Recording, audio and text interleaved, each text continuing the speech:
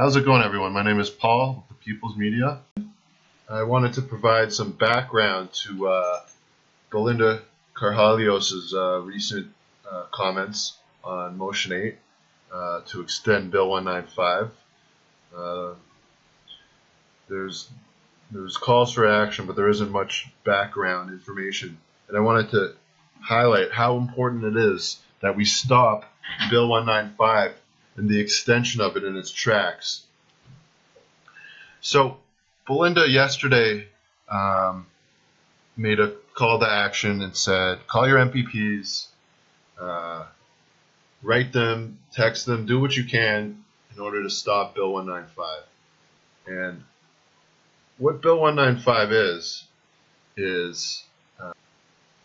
it's a sweeping bill which grants Doug Ford dictator-like powers. So it continues. What it is it continues orders made under Section 7.0.2 and 7.1 of the Emergency Management and Civil Protection Act in relation to COVID-19. So the Emergency Management and Civil Protection Act was an act written in 1990.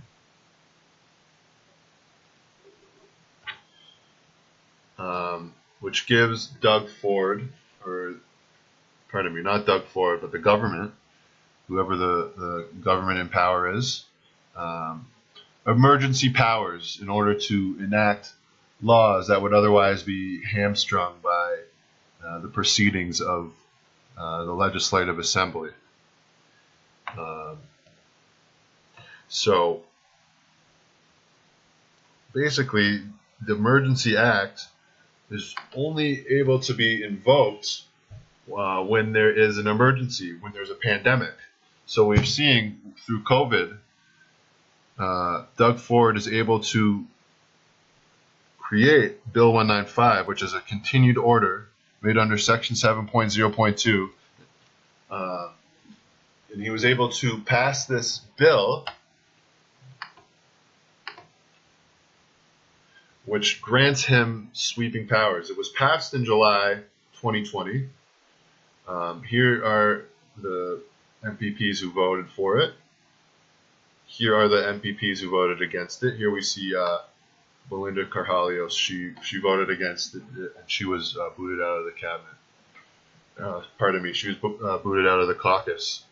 And what Bill 195 is, essentially it's a sweeping bill that has given Doug Ford powers to introduce not laws, but something called regulations. And essentially what these regulations are basically edicts. I would call them edicts because they're sweeping laws which grant Doug Ford the powers to basically impose lockdowns and stay-at-home orders without having to go through the legislative process. You have to do readings in the Legislative Assembly. You have to have debate. It has to be scrutinized. So under Bill 195, Doug Ford is able to circumvent these due checks and processes that are so necessary in our democracy. And he was able to pass sweeping regulations, basically edicts, that don't have any sort of due process. So Doug Ford was able to pass Ontario Regulation 8220, which instituted the stay-at-home order and gave policemen the ability to enforce these regulations, because under Bill 195, every person who fails to comply with a continued Section 7.0.2 order could be guilty of a fine of not more than $100,000 and a term of imprisonment of not more than 1 year. So Doug Ford was able to basically give teeth to these regulations and give these sweeping powers to policemen who were able to enforce these edicts with the threat of fines. Now, what's so important right now about Bill 195 is that Doug Ford made a regulation. It's called Ontario Regulation 36420, rules for areas at Step 3 and the roadmap exit step. Now, what this regulation is, or rather what this edict is basically the framework for businesses and bars and restaurants to operate under this new vaccine passport system. So it creates a framework that basically lists how bars and restaurants have to operate.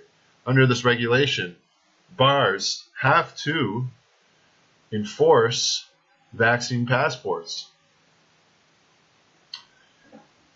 And any business that doesn't essentially follow these regulations is essentially breaking the Reopening Ontario Act.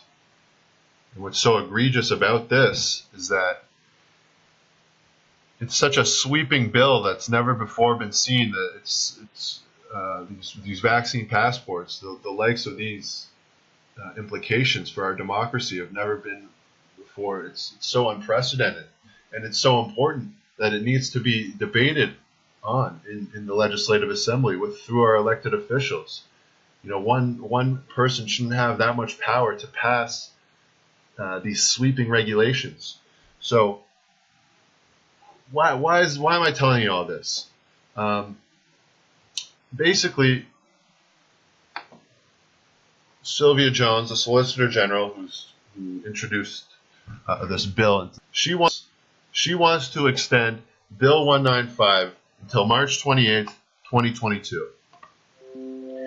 Now, if this bill, if this motion is rejected by all the MPPs in the Legislative Assembly, Bill 195 is no longer legitimate, and they cannot enforce fines for these vaccine passports anymore. So businesses do not have to deal with the threat of fines through these vaccine passports. This is why it's so important to fight against this and to protest against this, because without Bill 195, police can't enforce the vaccine passports. So what we need to do is we need to contact our MPPs. We need to call them and write them and say, you know, do not vote for Bill 195. Do not vote for the extension of Bill 195. Otherwise, you are responsible in destroying our democracy. You are responsible in destroying due process in the Legislative Assembly. Here are the MPPs who voted for Bill 195. This was actually back in May of this year. This was actually back in May of this year, where they voted to extend it until December 1st. And here we have Roman Baber, who voted against it. We have Randy Hillier and Belinda Carhalios. You know, we have all the conservative PC MPPs who voted for it. So now they're looking to extend it to March 2022. And what's so interesting about this is that I want to know, Bill 195 is only granted legitimacy. It's only able to be invoked if there is an emergency, if there's a declared emergency. So Doug Ford and the MPPs want to proclaim that there's an emergency. We have COVID. You know, we have a pandemic. How is there a pandemic? How can we say there's a pandemic and there's an emergency when we have thousands of people piling in piling into arenas to watch men play hockey for a leisurely activity. We have thousands of people piling into arenas, shoulder to shoulder. They can spread the virus, they can get infected, they can transmit it.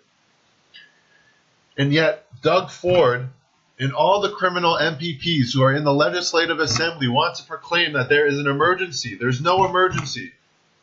This is all a farce. This is all a power grab, and this is all a lie. They're all lying to you. There is no emergency. How can there possibly be an emergency when that's happening? So what we need to do is we need to protest. We're having protests every day, Monday to Thursday, at the Legislative Assembly, by Queen's Park, 11 to 2. We need to show up tomorrow. Especially tomorrow is very important because that is when they're voting on the bill. We need to show up tomorrow. We need to contact our MPPs, tell them we will not be voting for you if you do not vote nay to this bill. If you do not vote nay, we will not be voting for you. This is so important, guys. I cannot stress how important this is. We need to fight back.